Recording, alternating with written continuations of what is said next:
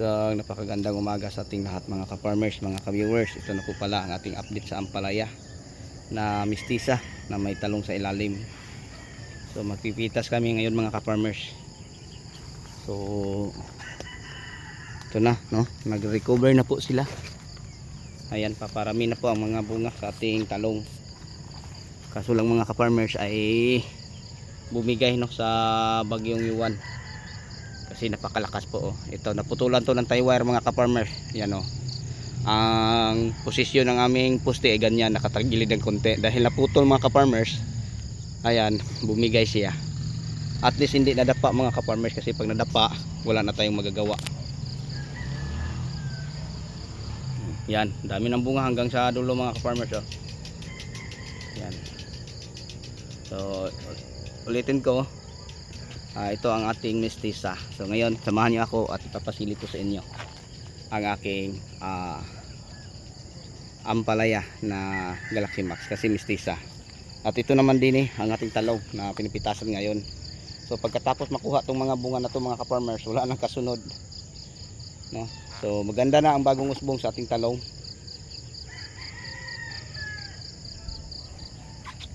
Ito ang ating mistisa, kung saan marami ng bunga sa gitna. Ito, yan, nakakatuwa ng tingnan kasi paparami na ang mga bunga. Tapos yung talong maganda na din. So mistisa pa din dito mga ka-farmers. Hanggang din ang ating mistisa. Tapos din banda yung maraming bunga, ito na po ang ating Galaxy Max. Yan, oh, maraming bunga mga ka-farmers ang ating Max. Yan.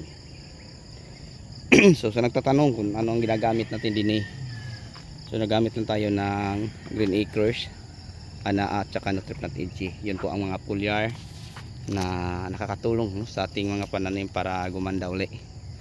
So kita natin mga ka-farmers, pag lima pa lang harvest, dilaw na ang dahon dahil sobrang stress sila yung time na nabagyo. Then sila, hindi tayo diretso nakapagbigay nila ng fertilizer kasi alam naman natin na nagsara ang lupa, tapos yung oxygen na hold. So inantay pa natin ang 3 araw bago tayo nakadilig ng fertilizer na sinasamahan natin ng APSA 80. So yan, mga malalaki ang bunga din ni banda mga ka-farmers, oh. Tsaka napakaganda. So tapos mga ka-farmers, na nalasa si bagyong Yuan din, pagka wala sa bagyo, tuloy-tuloy na ang init, kaya nga madaling naka-recover, no, ang ating ampalaya sa stress. Tapos ang mga bagong usbong nila napakaganda, napakalaki po. So asahan natin to mga ka-farmers na dumami pa uli ang ating harvest din, kasi maganda po ang kanilang mga bagong usbong. Tapos maraming bungang mga maliliit na kasunod mga ka-farmers. So nakakatuwa tingnan, no? Yan, no? Hanggang dulo maraming bunga. So tingnan natin, parang wala nang pag-asa kasi maraming talbos ang naputol.